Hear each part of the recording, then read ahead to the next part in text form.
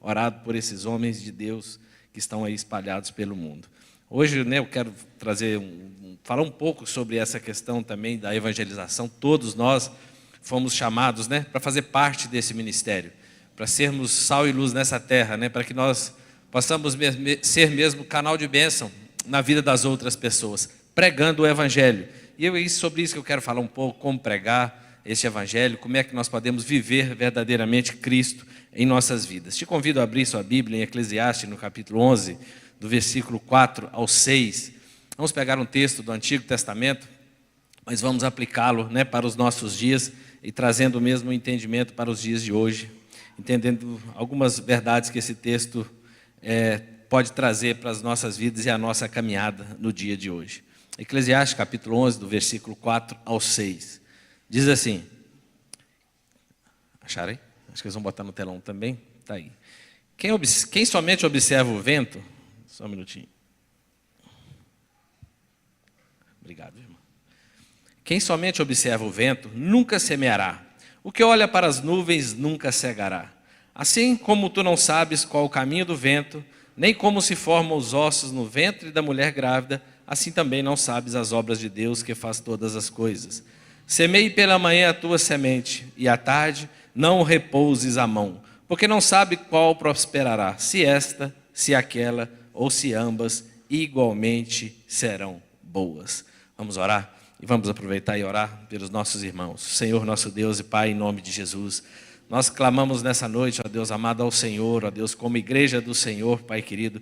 Nós oramos e clamamos a Ti, ó Deus amado, pelos nossos irmãos que estão no campo missionário, pelos irmãos, ó Deus amado, que têm mesmo se rendido ao Senhor, que têm entregado os seus corações a Ti, ó Pai. Em nome de Jesus, esteja mesmo sustentando essas pessoas, ó Deus. Traga elas, ó Pai querido, no Teu esconderijo secreto, sob as Tuas asas. Mas em nome de Jesus, que o Espírito Santo lhes dê força, coragem e ousadia, que possa impulsioná-los a cada dia, Senhor, a invadir mesmo, Pai querido, todas essas terras, esses países, ó Pai querido, alcançar essas almas, ó Pai, aqueles que ainda hão de ser salvos, meu Deus, em nome de Jesus, que o Espírito Santo do Senhor possa mesmo estar trazendo a cada dia, Senhor, força ao coração desses irmãos, disposição, convicção, ó Deus amado, que o Senhor é com eles, ó Pai. Oramos, ó Deus amado, e te bendizemos em nome de Jesus. Amém. É interessante que esse texto, Eclesiastes, fala muito do comportamento humano, e aqui, provavelmente alguns acreditam que Salomão é que escreve esse livro, e ele chama mesmo aqui o povo, ele faz aqui um paralelo com a nossa vida cristã, com as nossas atitudes cristãs, com a vida de um semeador. Ele fala que nós devemos confiar, nós devemos confiar em semear. Então ele começa dizendo, quem somente observa o vento nunca semeará. Ele diz que quem fica muito preocupado com o tempo e não confia que Deus pode mandar a chuva, ou que Deus pode fazer com que aquela semente germine, esse nunca plantará. E aquele que fica olhando o vento também muito tempo, nunca vai colher, porque ele nunca vai ter coragem de colher, porque pode vir chuva, o vento não está bom. Então assim, ele traz logo no início uma reflexão, que quem pensa dessa forma, caminhando com o Senhor Jesus, quem não confia plenamente em Deus, quem não tem a convicção que Deus é com ele, como Deus é com o semeador, como Deus é com aquele que ceifa, como Deus é com o homem do campo, assim Deus é conosco. Quem conhece aí a vida cotidiana do produtor rural, ele precisa confiar muito em Deus.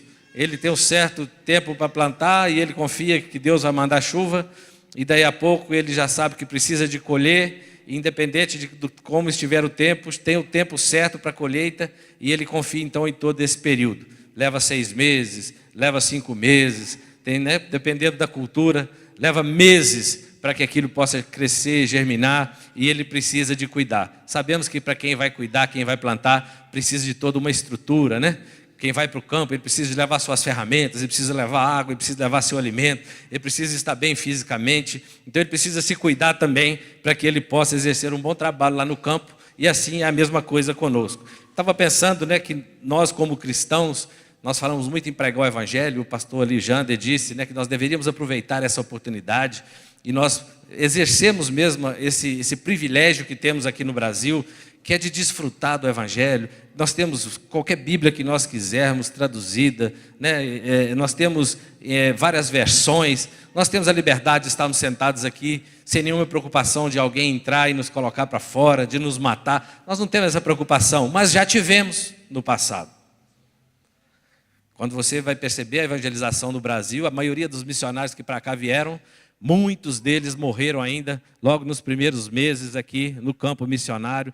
Muitos morreram antes dos 30 anos, com 20 e poucos anos, morreram aqui, febre amarela, assassinados por índio, a terra inóspita que era aqui, né? Vários idiomas, vários dialetos, de norte a sul. Muitos passaram aqui séculos traduzindo a Bíblia para vários idiomas, vários dialetos, como até hoje, né? Milhares de ainda tribos indígenas e comunidades ainda não têm a Bíblia traduzida para os seus idiomas, né? Tem muitos pastores aí pelo Brasil e do exterior que ainda fazem esse trabalho e não é fácil. Eles ficam quase a vida inteira dedicando a tradução das Escrituras Sagradas para que os irmãos possam conhecer essas verdades.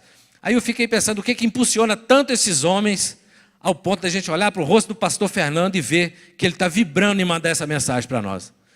Quase 30 anos no campo missionário. Nós conhecemos a história dele. Sabe viver tanto na escassez como na bonança. No meio da pandemia nós percebemos e ficamos sabendo, né, que as igrejas passaram muita dificuldade, muitas igrejas não puderam abrir, por isso não tinham como, né, levantar as ofertas, os dízimos, e, né, ele passou uma grande dificuldade com recursos lá, que as igrejas realmente não tinham condições de enviar para ele. Nós somos gratos por essa igreja, que nós continuamos sendo fiéis e enviando para ele. Eu sempre digo, nós somos uma igreja fiel no dízimo e na oferta. Apesar da pandemia, nós continuamos enviando nosso recurso para ele. E chegou o dia que ele falou para o pastor Davi, né, para que a gente estivesse orando. Ele não liga pedindo dinheiro, que a gente estivesse orando, porque estava chovendo mais dentro da casa dele do que lá fora, né, o telhado estava para cair. Mas ele não liga triste, ele liga sempre empolgado, igual ele está ali. Ele sabe viver em qualquer situação.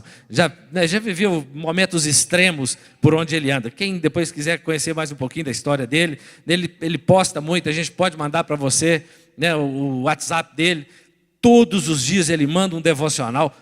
Todos os dias ele envia um devocional. Esse homem arruma tempo, né? Eu não sei como é que ele consegue arrumar tanto tempo para se dedicar não só a Deus, mas também à sua família. Parece que ele tem mais do que 24 horas. Sabemos que não tem, sabemos que ele é organizado. E eu estava pensando que muitas práticas cristãs, é impossível fazer a obra de Deus sem que essas práticas cristãs estejam mesmo alinhadas nas nossas vidas. A primeira dela é a palavra de Deus, querido. É impossível pregar o Evangelho se nós não nos buscarmos na palavra de Deus as orientações, as direções na nossa caminhada. A adoração é impossível. Eu estou falando coisa que com certeza esses homens fazem diariamente, continuamente, para ter esse prazer e essa disposição. A adoração, né? As pessoas precisam tirar tempo para adorar a Deus. Comunhão, nós precisamos ter comunhão, queridos, comunhão com os irmãos, na qual nós estamos tendo aqui essa noite. Somos uma igreja, mas precisamos ter comunhão entre nós. Temos as células, procure aí uma célula. Você que está aqui na igreja há muito tempo, eu tenho visto muitas pessoas que estão vindo aqui e ainda não estão participando da célula. Você precisa de participar das células para que você possa ter comunhão, para Deus poder te usar. Eu sei que Deus já te usa na sua casa, Deus já te usa no seu trabalho, mas que Deus possa te usar também nesse ministério. E é na célula, é na nossa comunhão das células que as pessoas, Deus vai despertando. Oração, queridos, é impossível uma vida cristã sem oração. Nós vamos falar isso daqui a pouco. Comunhão, oração, santidade. É impossível um cristão, né, tentar levar uma vida cristã sem a busca pela santidade diariamente, constantemente, e isso intencionalmente. Não é o Espírito Santo que vai descer e te fazer não pecar, é intencionalmente, é você que decide não pecar. O Espírito Santo vai te revelar o que é pecado. Ele vai te direcionar para que você entenda o que é pecado, mas a decisão é sua. Então uma vida de santidade, aí sim evangelização. Não adianta nada você sair querendo evangelizar todo mundo aí se você não faz nada disso que eu falei aqui anteriormente. Aí você não está fazendo a obra de Deus. Porque Jesus diz assim: toda autoridade me foi dada no céu e na terra. Portanto, ide por todo mundo. Jesus está dizendo assim: a autoridade me foi dada no céu e na terra. Vocês vão em meu nome, não é assim? Então, quando nós vamos debaixo da autoridade de Jesus. Se você não tem comunhão com o Senhor, se você não evangeliza segundo as Escrituras, se você não ora, né? Se você não tem comunhão com a sua igreja, para saber o que nós estamos fazendo, onde é que nós estamos evangelizando, como é que nós estamos fazendo, qual é a nossa estratégia. Muitas vezes você fica parecendo um peixe fora d'água. Mas Jesus disse: toda a autoridade me foi dada no céu e da terra. Portanto, ide por todo mundo. Imperativo. Ide, vão por todo mundo e prega o evangelho a toda criatura, batizando em nome do Pai, do Filho e do Espírito Santo. E eis que estarei convosco todos os dias. Estarei não, e eis que estou convosco todos os dias. Ele está dizendo assim: eu já estou com vocês desde já, amém? O Senhor se faz presente aqui. Deus já está na minha e na sua vida desde esse momento aqui, desde a nossa caminhada, todos os dias. Deus já é um Deus conosco. Por isso, em nome de Jesus, né? Emanuel, é um Deus conosco, um Deus presente na nossa vida. Ele já se faz presente na nossa vida. Agora nós precisamos, debaixo dessa autoridade dele, né, nos municiar agora de todos os recursos que precisamos para evangelizar. Então, aqui esse texto, Eclesiastes, nós percebemos, né, que ele começa a dizer: então quem somente fica observando, quem não age, né, esse não semeia e nem colhe. Ele vai levando a vida aí, vai deixando a vida me levar. Mas no versículo 5 ele diz assim: mas assim como tu não sabes o caminho do vento, nem o que forma os ossos do vento da mulher grávida, assim também não sabes as obras de Deus que faz todas as coisas. Então, ele está dizendo: nós devemos confiar em Deus. Quando ele falou: ide, pregar o evangelho, ele está dizendo que você pode confiar nele, que ele é Deus conosco, amém? Nós podemos crer que nós vamos em nome dele. Muita gente vai pensar assim: ah, mas é muito difícil eu pregar o evangelho, porque no passado eu não fui uma boa pessoa. Né? Eu vou te dizer que até hoje nós não somos uma pessoa tão boa assim, né? Então, nós pregamos o evangelho debaixo da autoridade do Senhor, né? O que faz com que esse evangelho, com que essa semente germine, não é, né, as nossas qualidades, mas é a autoridade dele, né? Não é as qualidades que nós temos, que as pessoas costumam muitas vezes entender em nós. Não é muitas vezes a nossa reputação, que as pessoas olham para o nosso tempo do passado, com a nossa vida de outrora, não entendem que somos nova criatura e acham que trazemos aquela reputação ruim que já deixamos no passado. Mas você pode pregar o evangelho, que você está pregando não é a sua reputação, você está pregando a reputação do Rei dos Reis e Senhor dos Senhores. Então, quando você prega o evangelho e lança a semente, não é a sua reputação que está em jogo, né? Quem está indo ali é a autoridade do Senhor. Você está pregando o evangelho, a palavra de Deus. Então, para pregar isso, nós precisamos realmente de ter, né, toda esses cuidados. E é interessante que Eclesiastes, né, ele fala muito desse comportamento humano.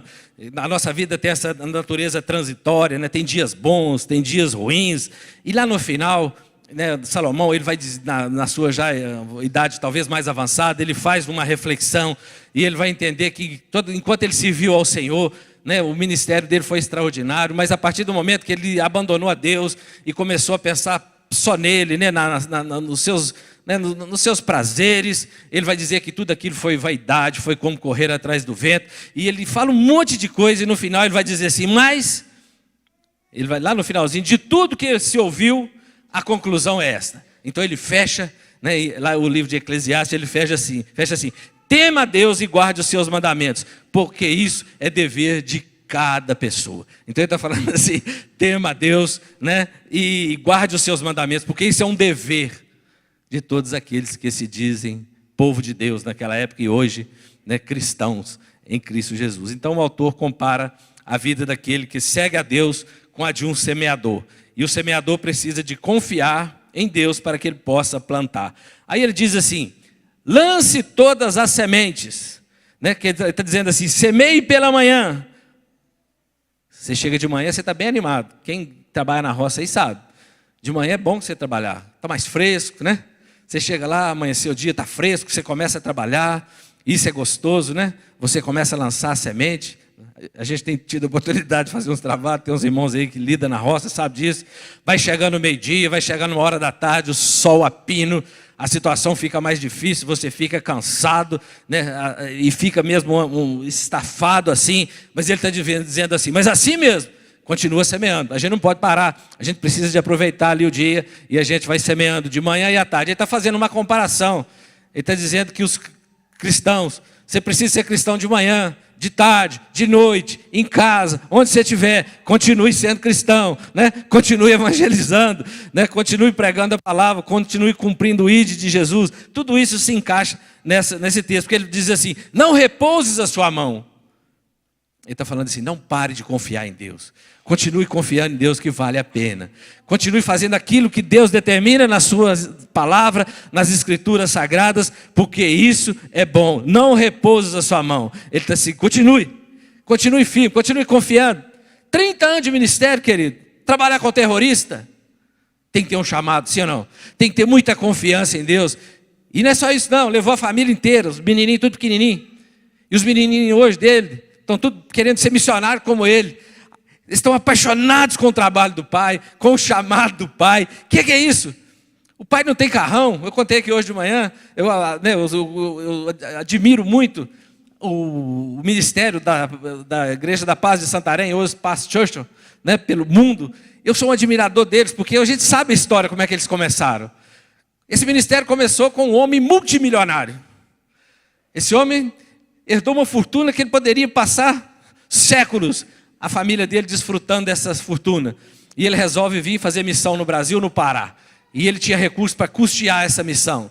E eles ficam no Pará, começa ali uma igreja. Dizem que quando ele morre, eles vão ver o joelho daquele homem. O joelho dele era todo empelotado, de tantas horas que aquele homem passou de joelhos, porque o Espírito Santo havia dito para ele que haveria um grande avivamento no Pará. E ele sabia que ele era um dos pastores que estavam ali, e ele seria um dos instrumentos de Deus para que isso pudesse acontecer naquela região. Como nós sabemos, quando eu fui lá, só quando nós fomos lá, a igreja tinha mais de 80 mil membros só ali na região de Santarém, uma igreja de 250 mil habitantes. Fora outra região, hoje eles têm igreja no mundo inteiro. E é tão interessante a gente ver essa história que o pastor Eibe conta, o filho dele, hoje o líder da Igreja da Paz, né, o pastor Eibe, ele conta que num período, ele era ainda menino, o irmão mais velho chegou e falou assim para ele: sabia que nosso pai é multimilionário? Ele falou: você está brincando. Você está brincando. Ele falou: é. Aí ele foi e perguntou: pai, realmente nós somos milionários? Ele falou assim: somos, filho. Mas por que então que nós moramos? Porque eles não tinham uma mansão, eles moravam numa casa comum, né? Tinha um Fusca. Ele falou que o pai dele tinha um Fusca, o casal mais 7 meninos dentro do Fusca, vieram para Belo Horizonte, depois para Santarém, ficava rodando por aí de Fusca, poderia ter aviões, o que ele quisesse. Ele falou: somos, filho, nós somos milionários. Mas então por que nós vivemos assim? Ele falou assim: para sobrar mais recursos para investir no reino de Deus. É extraordinário você ver o que é um coração de um missionário. Ele entende que tudo que ele tem, que tudo que ele é, que tudo aquilo que Deus deu a ele de dons, talentos, né? Que o Espírito Santo derramava sobre ele, tudo isso era para ser revertido no reino de Deus. E você olha para a família dele é uma família super feliz. Todo mundo muito bem resolvido financeiramente, porque eles não precisam de muito recurso, mas são muito bem resolvidos financeiramente, familiarmente falando, ministerialmente. Dá vontade de, o pastor Eibe, quem conhece ele, dá vontade de ficar do lado dele o tempo inteiro. O pastor Kleber ali já esteve congregando em uma das grandes igrejas deles. É interessante que quando eles precisavam de começar um ministério em outra cidade, eles pegavam 100 casais e levavam junto com eles e supria a necessidade desse povo. Eu não sei como é que eles faziam, como é que Deus, né, dava tamanha disposição, coragem. As pessoas abandonavam seus trabalhos e começavam trabalho em outros lugares, como em Belém, né, em muitas outras cidades. Hoje estão em São Paulo, a igreja deles em São Paulo, se não me engano, já tem mais de 5 mil pessoas, estão lá há pouco tempo. Então assim, Deus derrama mesmo bênção sobre a vida deles, porque eles se dispuseram a seguir essa lista: palavra, adoração, comunhão, oração, né? Adoração, comunhão, santidade, evangelização. Eles assumiram, né, o compromisso com essas coisas. E é interessante que tem muitos exemplos, né, que nós podemos usar aqui. O texto aqui diz assim: semeie, quer dizer, é um imperativo. E eu queria dizer como é que você pode semear a palavra de Deus, né? Só quero te dizer que você precisa começar a semear a palavra de Deus dentro da sua casa. Você precisa começar a semeadura no seu lar, na sua casa. Pais com filhos, filhos com os pais, marido com esposa, esposa com marido. Aí você começa a semear. Aí você começa a colher. Agora você começa a semear fora. Porque não adianta nada você fazer missão lá fora, se na sua casa está tudo de cabeça para baixo. É lógico que Deus é poderoso, né? Deus levanta pessoas, Deus salva um e o outro ainda não converteu, essa pessoa já é usada por Deus sem problema.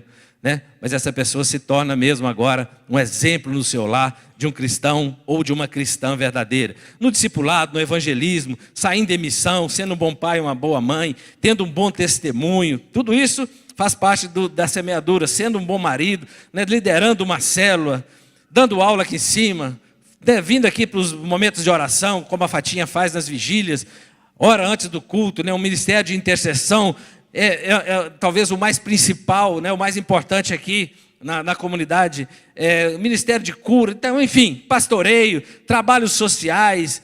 As mãos são diferentes, mas as sementes são as mesmas, amém? As mãos são diferentes, as atividades muitas vezes são diferentes, mas a semente é a mesma. A semente lançada é a palavra de Deus. E eu fiquei pensando, porque muitos ainda não entenderam o id de Jesus. E esses dias eu me deparo ali com Lucas, capítulo 10, versículo 38, não preciso de colocar não.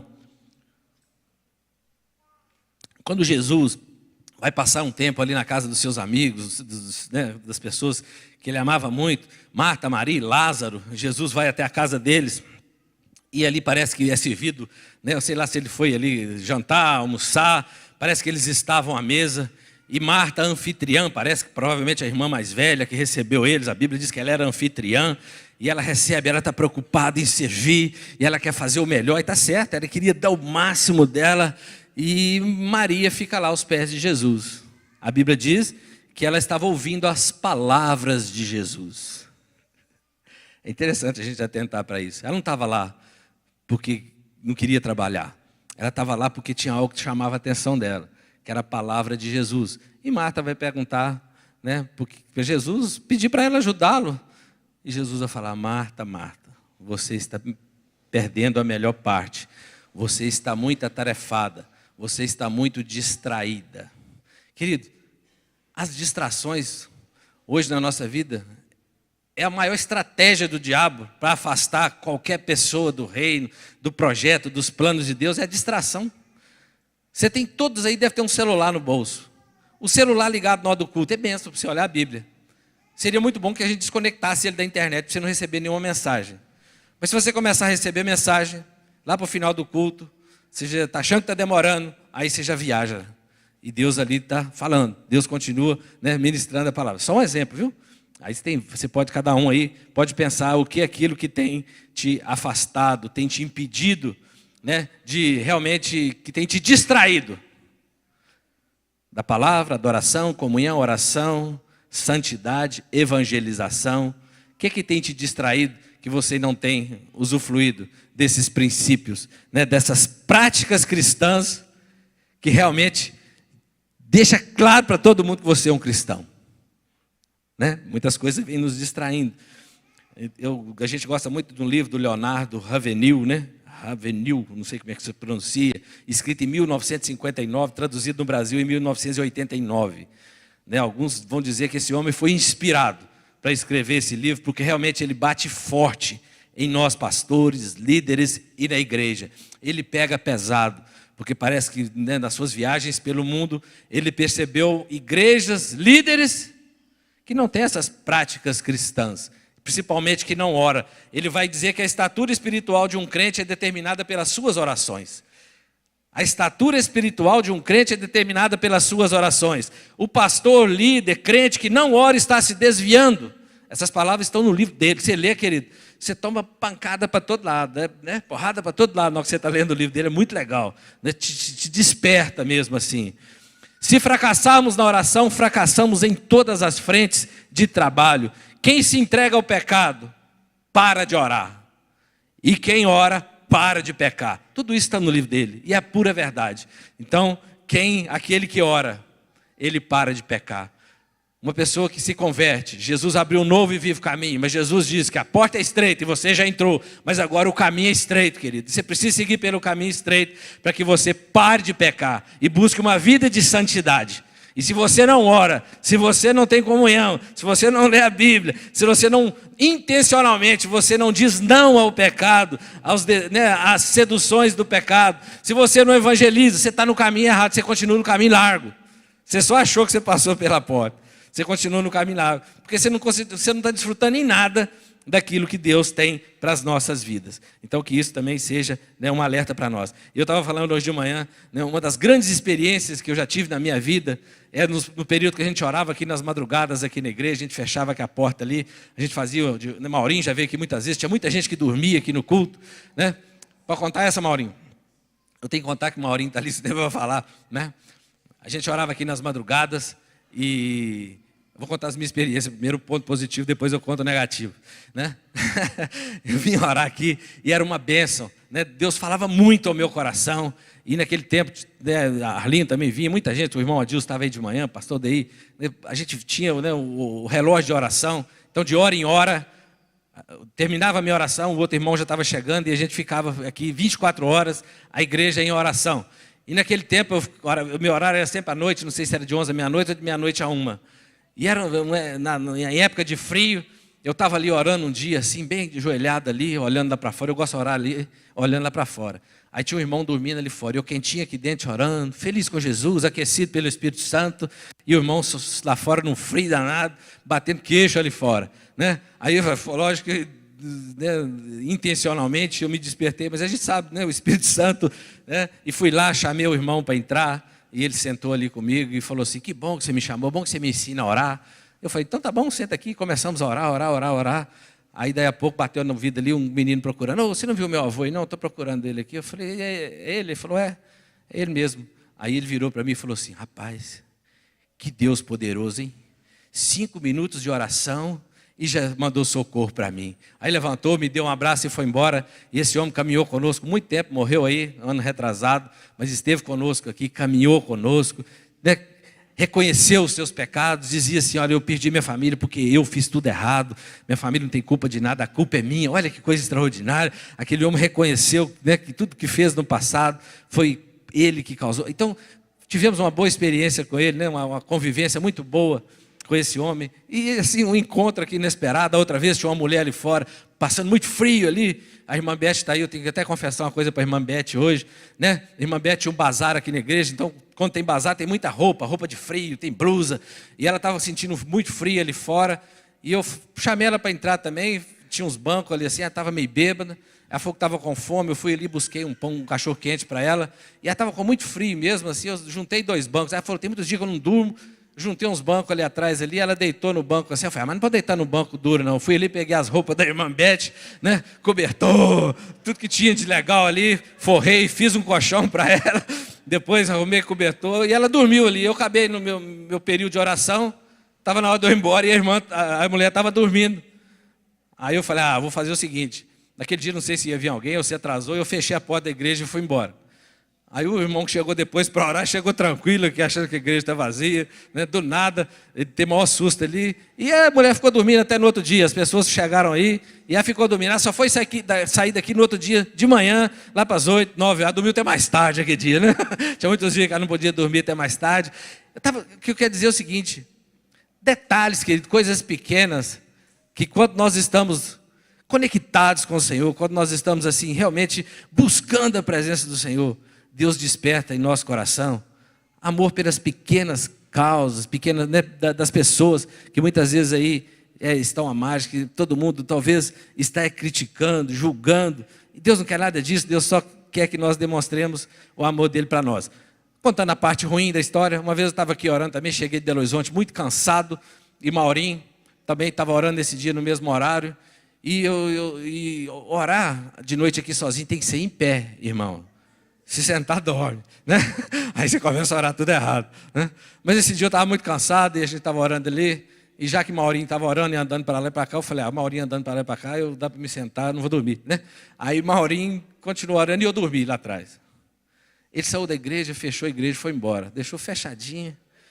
Eu acordei depois sem saber onde é que estava e tal, assim, aí conectei, falei, opa, estou na igreja. Aí fui embora, caladinho. Para que contar essas coisas em público? Bobagem, devia ficar guardado com nós, né? Mas vou contar para os irmãos, que às vezes você acha que ninguém dorme, mas a gente tem dia que dorme, você está muito cansado. Aí a gente estava na célula, na casa do pastor Marcos, e ele fala assim, pastor, o relógio de oração, qual que é a ideia lá? Ele está lá orando, a gente pode ir para lá também, descansar, tal, dormir. Ele falou, não, a ideia está lá é orando. Não, porque tem uns irmãos que tem que estar lá para dormir. Aí me entregou lá para o pastor. É lógico que de uma forma, foi uma brincadeira, mas acabou me entregando, né? Mas enfim, foram momentos extraordinários, uma época muito boa que vivemos e que precisamos de retornar o nosso relógio de oração. A gente chamava sentinela da oração. Qualquer dia, no Tadel, nós vamos trazer uma palavra explicando sobre isso, ou mesmo num culto, para a gente possa retornar esse momento tão precioso que já passamos aqui. Lucas, né, ele escreve em Atos, no capítulo 10, do versículo 1 ao 12, 1 e 2, né, e também, né, no capítulo 10 inteiro, ele fala da história de Cornélio, né, um homem, um soldado romano, e esse homem, ele era um centurião da corte chamada italiana. A Bíblia diz que ele era piedoso, temente a Deus, e com toda a sua casa, ele fazia muitas esmolas ao povo, e de contínuo orava a Deus.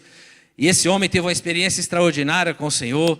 Deus envia o anjo, e Pedro estava ali numa cidade próxima, e de uma forma extraordinária o Espírito Santo também desperta lá em Pedro. Ele vem até a casa desse homem, e esse homem está esperando na sua casa para ouvir a palavra de Deus, para ouvir a semente ser lançada. E Pedro começa a lançar a semente, explicando para ele que tudo aquilo que as Escrituras apontavam para Jesus havia se cumprido naqueles dias. Eles eram testemunhas, e a Bíblia que antes que Pedro terminasse de pregar, todos já estavam cheios do Espírito Santo, querido. Olha para você ver, que coisa extraordinária. Um povo que aos olhos dos judeus nunca haveriam de ser salvos, os gentios, e ali Deus trabalha profundamente no coração de Pedro. Depois você pode ver essa história, que ela é muito legal.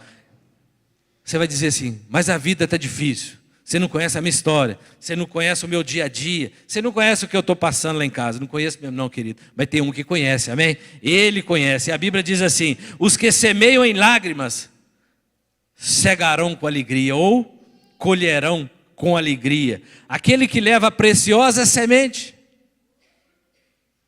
andando e chorando, voltará sem dúvida com alegria, trazendo consigo os seus feixes, ou os seus molhos. Aquele que vai andando, gemendo e chorando, mas ele vai, ele semeia de manhã e semeia à tarde, ele não recolhe a mão. Esse a Bíblia está dizendo, né, que ele será recompensado, ele vai trazer consigo a sua colheita, né? Deus tem colheita para você, amém? Talvez você não está colhendo, porque muitas vezes está retendo a mão, né? Quando você lançar a semente, lançou a semente, querida, ela germina. Pode cair em alguns solos. Jesus, na parábola do semeador, ele disse, ó, tem 4 tipos de solo. Tem um solo que a semente vai cair, o diabo vai roubar ela. A outra vai cair, a pessoa vai gostar dessa semente, vai achar boa a palavra, vai gostar, né? vai sentir empatia ou simpatia pela palavra. Ele fala de um solo rochoso, mas ela não cria raiz. Talvez você está aqui hoje pela primeira, segunda, terceira vez, está caminhando com o Senhor agora, e você está amando esta palavra, querido, você precisa de criar raízes, você precisa de se envolver na palavra, adoração, comunhão, oração, santidade, evangelização, aí você cria raízes. Você ficar sozinho, você não cria raízes. Aí você começa a criar raízes. Aí ele está falando que alguns vão cair no solo rochoso.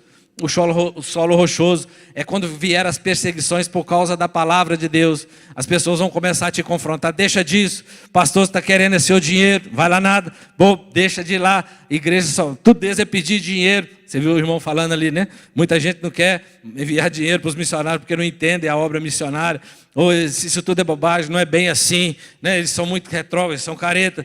Isso tudo, aí essa pessoa afasta dos caminhos. Jesus estava dizendo o seguinte, quando Jesus estava falando dessa parábola, ele está falando, aqui no meio tem gente assim. Jesus não estava falando que existiam pessoas. Ele estava falando, aqui no nosso meio, nessa plateia, tem gente assim. Eu espero que aqui não tenha ninguém assim, né? E ele vai falar da outra que caiu no meio do espinho, aquela que foi sufocada. Quer dizer, uma semente poderosa, querido. Caiu, germinou. E a pessoa também que gosta, ama a palavra de Deus, mas os prazeres do mundo, né? As dificuldades aí de fora, e também os prazeres, né, os anseios pela riqueza, né, sufocam essa semente. Essa fascinação pelas riquezas sufoca a semente da palavra de Deus e não deixa germinar. Por quê? Porque não tem tempo para a palavra, para adoração, para comunhão, para oração, para santidade, para evangelização. Não tem tempo para nada disso, não sobra. Por quê? O diabo é cheio das estratégias, ele quer ocupar todo o seu tempo para que você não tenha tempo para Deus. Né? Muitos oram, buscam e recebem. Mas depois que recebem, costumam que essas coisas começam a roubar a presença de Deus nas nossas vidas. Eu estava lendo um texto, a pessoa estava dizendo assim, o problema não é Deus responder às nossas orações. O problema é saber se nós somos dignos de receber as respostas das nossas orações. Ele está falando, será que nós estamos mesmo preparados para receber as respostas das orações que nós fazemos? E ele vai falar do solo fértil, é onde cai a semente, aí sim ela germina, cresce e frutifica, 30, 60, 100 por um, e é isso que eu profetizo na sua vida, da sua família, em nome de Jesus, amém? Que a semente que está sendo aqui lançada hoje, que é a palavra de Deus. A Bíblia nós entendemos que a palavra de Deus é uma semente poderosa, e ela que está sendo lançada, que ela possa alcançar aí seu coração, em nome de Jesus. E todo trabalhador, todo semeador, ele tem um alvo, e o alvo é a colheita. E se a pessoa não se dispõe a plantar, como vai colher? Se a pessoa não se dispõe, né, a semear. E no reino de Deus nós sabemos que todas essas figuras são figuras, a gente não traz isso de uma forma literal, não dá para aplicar isso em detalhes, né? As parábolas a mesma coisa, não pense em aplicar parábolas em detalhes, cada significado, porque não é assim que funciona, mas são princípios e são figuras que apontam para essas verdades bíblicas, né? Então muitos já estão prontos para os trabalhos, mas ainda não se dispuseram. Eu estava pensando aqui, eu sei, querido, que não é fácil, né? Eu não sei a sua história, o seu dia a dia, talvez não é fácil mesmo, e a gente entende, né? Quem tem filhos, hoje tudo é muito caro, qualquer coisa que você... Mas a ideia é essa mesmo, que você começa a só subir no seu padrão de vida e precisa de mais, e sobe e precisa de mais, e sobe e precisa de mais, aí não tem tempo para Jesus. Talvez baixando a bola, você arruma mais tempo para Jesus, né? Baixa um pouco a bola, que talvez você tenha mais tempo para Jesus. A figura aqui de um semeador que tinha um embornalzinho cheio de semente. Eu sei, querido, se você já entregou sua vida para Jesus, Deus tem sementes para você semear, amém? Deus tem semente, um embornalzinho, os mais novos aí, não sei se Bia sabe, minha filha mais nova, talvez ela não sabe, criada aqui em Viçosa, com Todinho e Yakut, né? Nunca vou brincadeira, viu, Bia? Usar nossos filhos de exemplo, é bom que a gente pode brincar com eles, depois ninguém vai brigar com a gente. Mas enfim, o embornalzinho era uma bolsa feita mesmo com um pedaço de roupa velha assim, e você faz aquele embornalzinho na roça, a gente usava muito para ir para a aula. Então eu quero dizer o seguinte, todos nós temos o nosso embornalzinho cheio de sementes, sementes para que nós possamos lançar e semear. Mas muitas pessoas ainda, né, não entenderam, ficam pensando no pior, né, ficam desanimadas, ficam olhando para o seu passado, como eu disse lá atrás, e muitas pessoas precisam de largar certas manias, largar certos hábitos e criar outros, criar hábito. Você precisa de fazer a mesma coisa aproximadamente 30 vezes. Você quer orar, você precisa as primeiras 30 vezes, não vai ser fácil, vai ser difícil, você não vai querer ir de jeito nenhum, mas você vai ser persistente. Tem uns irmãos aí orando um monte, 4 horas da manhã, agora tá até, eles estão falando que agora já passou aquele período assim de difícil de acordar, agora eles já ficam doidos para chegar a hora para ir para o monte orar, 4 horas da manhã, nesse frio, já pensou? Mas eles vão, agora eles já entenderam, e agora isso já virou um hábito, e quando não vão, sentem falta de estar lá adorando a Deus. É assim, criar hábito, você precisa de começar, né? Plantar precisa de fé, querido. Se você jogar uma semente no solo, você precisa de muita fé para ela nascer, né, irmão? Você precisa de ter muita fé que aquilo vai nascer, que aquilo vai germinar. E a gente tem tido essas experiências nos últimos dias, tem sido muito claro para nós. Efésios 1:4 diz assim, assim como o Senhor nos escolheu nele antes da fundação do mundo para sermos santos, irrepreensíveis perante Ele e em amor nos predestinou para Ele. Então Deus já te gerou, Deus já te predestinou para Ele, amém? Para Ele. Tudo que você tem, tudo que você é dele, pertence a Ele. Então Ele tem um projeto, um plano na sua vida. Ele tem um projeto e um plano na vida da sua família, querido. E o projeto dele é te levar toda a sua família para morar no céu, né? Para a salvação da família. Porque todo aquele que crê, será salvo. Aquele que não crê, já está condenado.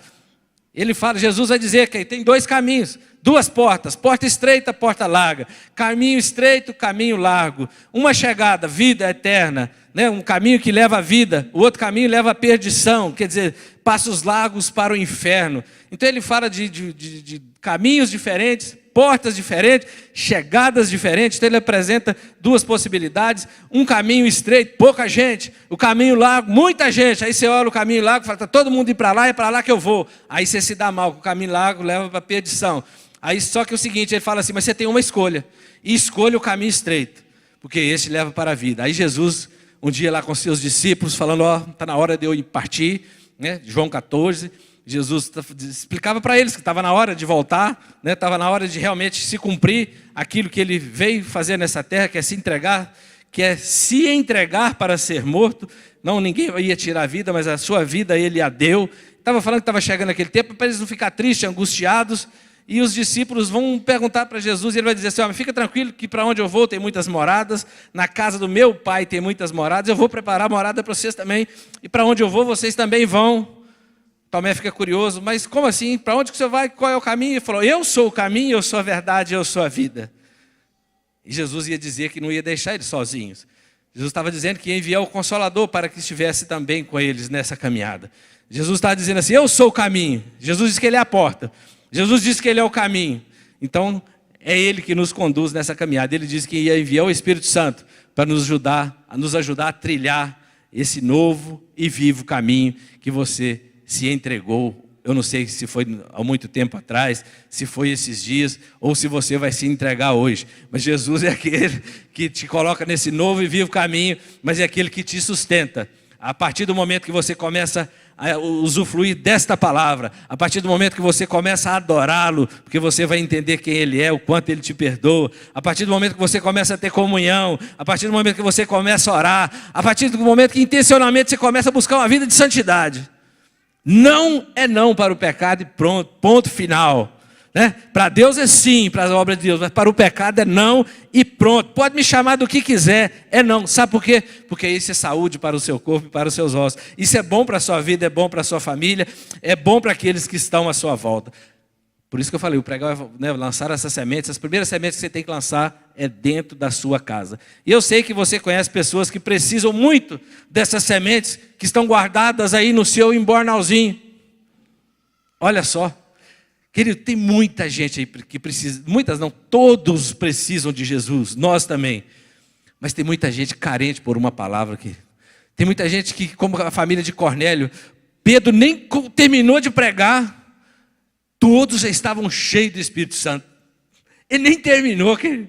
Aquelas pessoas estavam tão sensíveis, tão apaixonadas com Jesus, com a palavra que estava sendo ministrada, que eles realmente agora encontraram a salvação para toda a família. E diz que ele convidou toda a vizinhança ali, os amigos, e a Bíblia vai dizer que todos foram batizados naquele dia. O batismo, querido, é outra coisa extraordinária. A Bíblia diz que aquele que crê e for batizado será salvo. Né? Nós cremos e somos salvos se nós morrermos agora, mas se nós não morrermos hoje, se nós continuarmos uma caminhada com o Senhor Jesus, nós precisamos ser batizados. Ser batizado é ser inserido no corpo de Cristo, é fazer parte do projeto de Cristo nessa terra, é você ter comunhão com o povo de Cristo, cear com o povo de Deus, como nós vamos fazer nessa noite. Então, querido, eu não sei qual é a situação, qual é os impedimentos, mas você precisa de se posicionar e resolver os problemas e correr logo para ser batizado, né? Para que você possa desfrutar, né? Não tem nenhum impedimento nosso, mas para que você possa realmente desfrutar, porque todas as vezes que a Bíblia traz esses imperativos, essas ordenanças, é para que nós possamos fazer isso. É lógico que a Bíblia vai dizer que aquele que não crê, esse será condenado. Lá não fala aquele que não for batizado, mas para uma caminhada, ele nos chama ao batismo, porque assim nós, né, representamos todo o sofrimento de Jesus, todo o sacrifício de Jesus, né? Morte, sepultamento, ressurreição e assunção ao céu. Então, quando nós somos batizados, nós declaramos publicamente que é isso que Jesus fez pela nossa vida e por todas as pessoas que caminham conosco. Então, querido, que você precisa resolver uma coisa para ser batizado, corre, resolve logo, né? Venha logo fazer parte do projeto de Deus nessa terra. A salvação, né, de um perseguidor da igreja de Jesus. Nós estamos falando aqui, né, eles falaram muito da igreja perseguida e aqui eu vou finalizando. A Bíblia nos mostra um dos maiores, talvez terroristas do tempo de Jesus, que foi o apóstolo Paulo. A Bíblia diz que ele respirava ameaça e respirava a morte dos cristãos. Ele respirava ameaça contra o povo de Deus. Ele pediu cartas, autorização para poder prender o povo de Deus. Ele queria ter legalidade jurídica ali diante dos judeus, mas também diante de Roma, para que pudesse prender aqueles que declarassem ser cristãos. É o que acontece aí nesses países, né? Coreia do Norte, todos esses países, Peru, Cuba e muitos outros aí. É isso que acontece até hoje ainda nesses países. E a Bíblia diz que ele respirava, né? Raiva, ódio, né? Da igreja cristã. Mas do dia que ele tem um encontro com Jesus, querido, aí mudou tudo.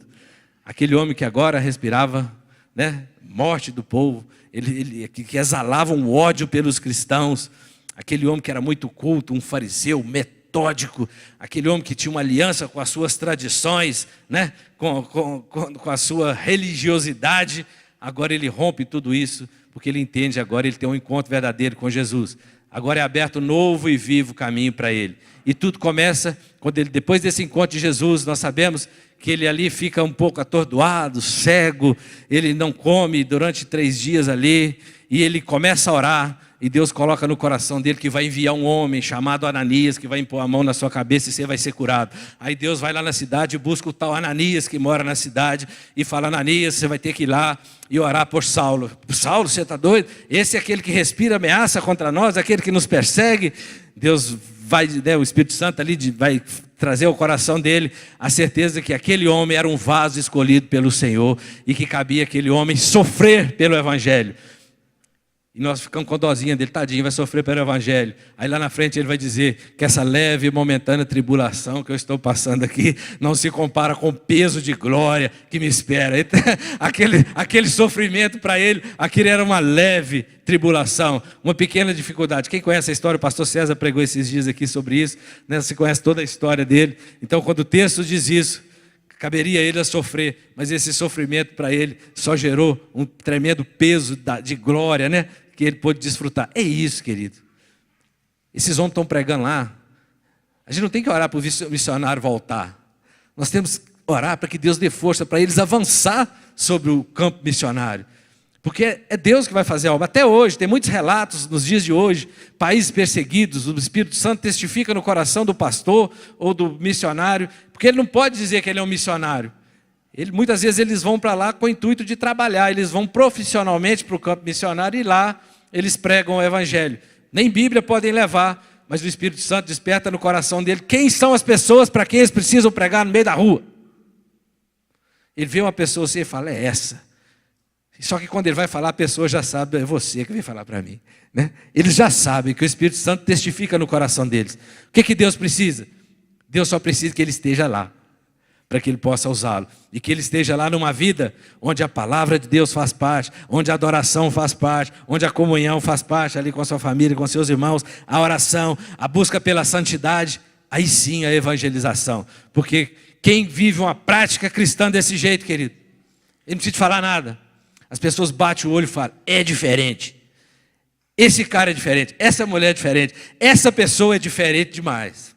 Ele não precisa falar nada, que eu já sei, esse cara é um cristão, esse cara é um crente em Senhor Jesus, e eu sei que ele pode me ajudar. Você vai ver, né? Eu sei que muitos aqui já experimentam isso, mas em nome de Jesus, que você possa experimentar ainda muito mais. E Ananias então vai lá, estava com medo, mas vai lá, e quando ele chega lá, ele vê que realmente tudo aquilo que o Espírito Santo já havia testificado no coração dele, havia testificado no coração de Paulo. E é interessante que aí Lucas, né, o evangelista aqui, Lucas, o doutor Lucas, inspirado pelo Espírito Santo, faz questão de contar essa história, deixar escrito para nós. Deus, através do Espírito Santo, faz questão que isso estivesse na Bíblia, o nome desse rapaz estivesse na Bíblia, para que você entendesse que Deus pode te usar a qualquer momento, amém? Que Deus pode te chamar a qualquer momento para fazer algo grande, por mais que você não entenda. Deus pode te levantar para ir ali, impor as mãos, orar, para que uma pessoa seja curada, restaurada, ela se converta, e é ela que Deus vai usar para ganhar toda essa região para Jesus. Então você precisa entender, essas coisas ficaram na Bíblia para que nós possamos entender que Deus pode te chamar a qualquer momento para fazer algo grande. Você não precisa aparecer, que Ananias não apareceu em púlpito de igreja nenhuma, mas esses homens tinham vida de oração, querido. Pregar aqui, nem todo mundo vai vir pregar aqui, não dá para todo mundo pregar aqui, mas orar, todo mundo aqui pode orar, uma criança pode orar, né? Todos nós podemos orar, adorar, né? Buscar uma vida de santidade, comunhão, tudo isso nós podemos fazer. Pregar também, você pode pregar na célula, né? Só aqui na igreja, que, né, todo mundo fosse pregar aqui, nós íamos ficar 10 anos, né? todo mundo pregando todo dia. Sei que todos têm capacidade. Então, eu fiquei pensando como Deus trocou as sementes do embornal do apóstolo Paulo. Agora a Bia entendeu o que é embornal. Deus trocou as sementes que tinha no embornal. O que ele semeava era ódio. O que ele semeava, né, rancor. Ele semeava guerra, impaciência, intolerância, maldade. E Deus trocou isso. Eu peguei os frutos do Espírito e troquei, né, aquilo que ele semeava e agora as sementes que agora ele lançava a partir do momento que teve o encontro com Jesus. Ele lançava agora o lugar que ele lançava, enquanto outrora ele lançava o ódio, agora ele lançava o amor, a tristeza. Agora, onde ele levava tristeza, agora ele levava alegria. Onde ele levava guerra, agora ele levava paz. Onde ele levava impaciência, agora a longanimidade. Onde ele levava intolerância, agora ele levava a benignidade, a misericórdia. Onde ele levava a maldade, agora ele levava a bondade. Onde ele era infiel a Deus. Ele era um religioso, né, um fanático, agora ele era fiel a Deus. Onde ele levava a ira, agora ele levava era a mansidão. E onde ele se demonstrava todo o seu destempero contra o povo de Deus, agora ele tinha o domínio próprio para entender o que era o verdadeiro evangelho. E é muito interessante que a gente vai ver que o sofrer por amor a Cristo, como eu falei lá atrás, para ele foi algo realmente prazeroso. E é interessante que a Bíblia diz que de sorte que a fé vem pelo ouvir e ouvir a palavra de Deus. Se você está aqui até agora e está ouvindo a palavra de Deus, eu espero que Deus esteja mesmo realmente aumentando aí sua fé, despertando a sua fé, para que você possa buscá-lo mesmo, com profundidade. E eu finalizo contando a história de Jim Elliot, né? Um homem, ele e sua esposa Elizabeth, eu já falei isso aqui uns anos atrás, acho que em 2000, e hoje eu vou contar novamente essa história. Esse rapaz, um evangelista, ele e um grupo de irmãos, estavam no Equador, numa aldeia indígena, há alguns anos, traduzindo a Bíblia para o idioma daqueles índios ali. E eles eram um bom grupo de pessoas, eles tinham ali um avião, e eles foram enviados, e estavam lá. E chega um certo tempo que eles vão ouvir falar de uma tribo dos Aucas. Havia uma outra tribo ali na floresta amazônica, e essa tribo era muito violenta. Era um povo inóspito, e nessa região, nessa aldeia, não tinha velhos, né? Porque lá eles eram extremamente agressivos entre eles, matavam mesmo, ficou mais fraco, já era. Né? Então, assim, era uma coisa demoníaca o que operava lá. Os índios extremamente violentos, não aceitavam contato com ninguém, e é lá que eles vão evangelizar, é lá que precisa de Jesus, e eles vão sobrevoar, procurando essa aldeia. Um dia eles vão ver eles na beira da praia, eles vão julgar ali uns objetos para fazer o primeiro contato, e eles vão ver e tal, parece que eles pegam, e eles entendem que dava para aterrissar ali e tentar fazer um contato com eles. E fazem o contato, só que com pouco tempo ali, com aquele contato deles, esses índios vêm e matam todos os 5 missionários que estavam ali. Todos jovens, 20 e poucos anos. Todos eles foram mortos. Esse caso se tornou muito famoso no Brasil e virou um filme. Depois, se você quiser ver, Terra Selvagem, que chama o filme. Está no YouTube e ele é gratuito. Está lá, de graça lá. Você pode assistir. Muito legal de assistir. É interessante que a história vai contando que as esposas, agora viúvas, elas entendem que se uma semente não morrer, ela não germina. Elas entendem que toda vez que você vai lançar uma semente, quer dizer que a semente já está seca, sim ou não? Aí ela germina. Você olha para uma semente, você não sabe o que tem nela, você só vê a semente. Mas você pode saber que ali tem uma grande árvore, ali tem uma grande, né, uma árvore que pode dar muitos frutos. E é interessante que elas percebendo, resolvem ir lá, continuar o trabalho que seus maridos começaram a fazer. E elas tinham filhos, moravam nessa aldeia com toda a família, e o tempo passou e elas voltaram lá, os meninos já estavam um pouco mais crescidos, e continuou esse trabalho, e depois de muitos anos agora, quando fizeram contato com esses índios, eles já estavam receptivos ao Evangelho. Ninguém entendia o que aconteceu. Será o que aconteceu? Que agora eles estão abertos a nos ouvir. Não nos mataram, né? O primeiro contato eles foram abertos. Aí eles foram relatando, né? E eles foram contando o que tinha acontecido naquele dia. Eles contaram que no dia que eles mataram aqueles evangelistas, eles fincaram as lanças neles. Eles tinham armas, mas não atiraram neles. Eles não revidaram, eles preferiram morrer. E é interessante que eles também relatam que naquele dia, enquanto eles estavam morrendo, eles perceberam uma atmosfera ali, algo no céu, parece um coral, uma luz, um movimento celestial, uma coisa, um sinal de Deus ali, que impactou todos eles. E eles começaram a entender que realmente tinha algo diferente ali. Então, quando essas mulheres vêm, e elas têm esse contato com eles, agora sim, eles estão abertos. E é interessante que no final do filme, no final da história deles, né? E está relatado no filme, conta a história de um dos filhos desses evangelistas, que agora cresceu, que também era um evangelista, que estava lá, um rapaz já, ele é piloto de um avião, e ele encontra com um daqueles anciãos, e esse homem um dia chama ele, e não está aguentando mais, explodindo com vontade de contar a verdade para ele, ele fala assim, olha, foi eu que matei seu pai. Foi eu que enfiei a lança no coração do seu pai. E ele relata o que eles viram naquele dia, o dia que o pai dele foi morto. Aí ele falou assim, você pode me matar, você tem todo o direito de me matar, porque eu matei o seu pai. Ele falou assim, não foi você que matou meu pai. Meu pai voluntariamente deu a sua vida. Isso é extraordinário, querido. Aí ele vai, a história termina com esse rapaz dizendo que o pai dele e os seus amigos não tiveram o privilégio de ver os netos. Mas aquele índio agora, ele estava tendo o privilégio de talvez ser a primeira geração que experimentou de ver os seus netos. Aquele homem agora já era um ancião, já era um velho. E ele estava vendo os seus netos, coisa que nunca havia acontecido naquela região. E até hoje, se você procurar, né, hoje mudou, acho que é o Aorani, que chama essa aldeia, né, até hoje eles são assim, um povo muito aberto, e o Evangelho está lá, né, Jesus está lá, Jesus está transformando aquelas vidas lá. Eu quero dizer o seguinte, o caminho é estreito, querido, mas quem confia no Senhor, esse voltará com seus feixes, né? Esse vai voltar com os seus feixes. Vamos ficar de pé, vamos orar. Glória a Deus pela sua vida.